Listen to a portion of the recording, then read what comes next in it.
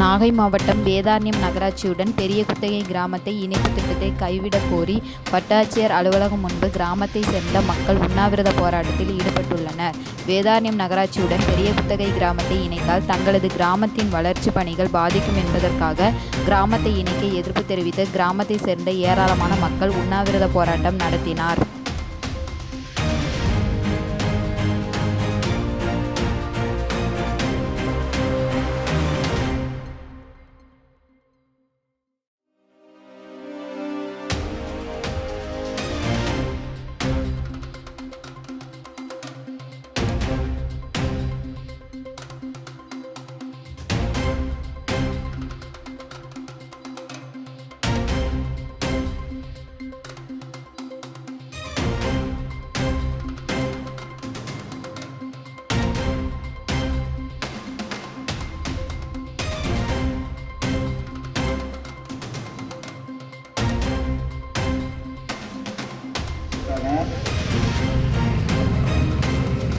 இப்படிப்பட்ட சூழ்நிலையில் இருக்கிற போது நம்மளுடைய ஊராட்சியை நகராட்சியுடன் சேர்க்கிறதுக்கு நிறைய கஷ்டங்கள் தான் நம்ம பேசுறோம்.